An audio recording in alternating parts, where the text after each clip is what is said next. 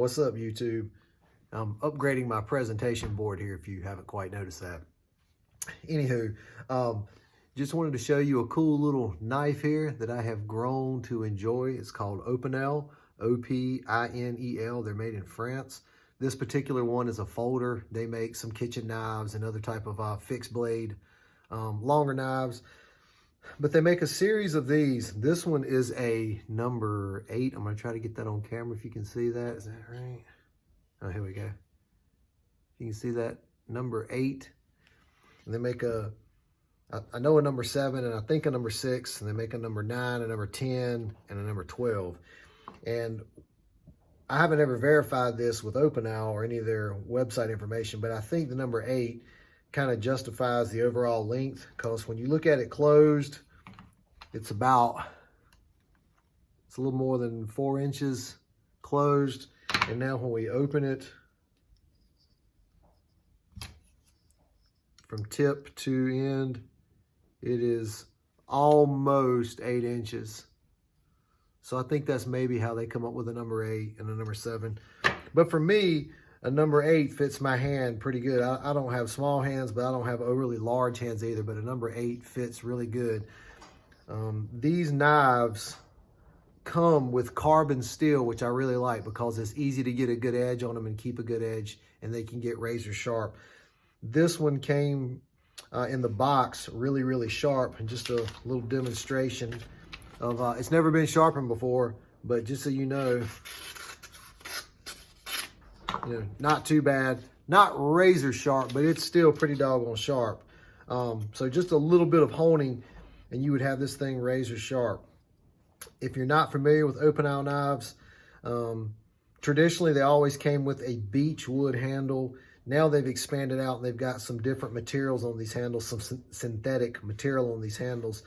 But the way these knives work is they have a collar up here, and you can rotate this collar, and when you rotate it right there, it'll block the blade from opening. You cannot open it because it's a little angular cut here. When you spin it this way, you open up the groove, and now we can open it. Now once it's open, you rotate the collar again, and now that blocks the blade from closing. I have not vigorously tested these knives with a whole host of activity where you would really put this locking collar to the test, and I don't know that I would want to. But for basic work, cutting rope, just light work, even maybe processing or skinning a deer with it, it would work really well. But I just wanted to quickly show this, and if you've never seen an Opinel knife, check them out, and they're not terribly expensive. I want to say you could probably get one of these sent to your house through somewhere from like Amazon for probably $15 to $20, somewhere in that range. And once again, this one is a number 8, if you can see that, number 8. Opinel with carbon steel, made in France.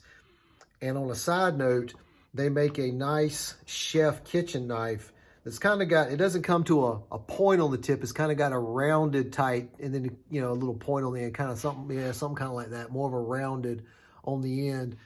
You can buy those for about $35 or $40, but they are a really cost-effective, really good kitchen knife, and I have a couple of those.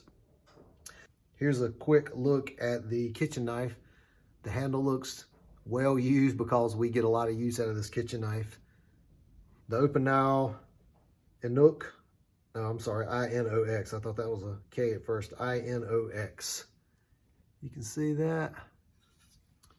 And yeah, really cost-effective, nice kitchen knife. And what I like to do with this thing is try to effectively sharpen it with, the least amount of effort to get it as sharp as it needs to be. So I use this thing here. I'm not a big fan of these, but when this knife, the edge starts to get a little bit dull on it, and to just freshen it up, about 10 times on the metal side, then 10 times on the ceramic side, will get this thing where it's right ready to, slice a tomato just like you want to slice it, or cut through meat, however it wants to be. Depending on how often you sharpen it, may dictate a little bit, maybe you need to go 20 and 20. But for me, most of the time, After I've used it 3 or 4 times and I can tell the blade's getting a little dull, just 10 times on the metal side, 10 times on the ceramic side gets it where it'll go right back to cutting very, very well. But this is the Opinel kitchen knife.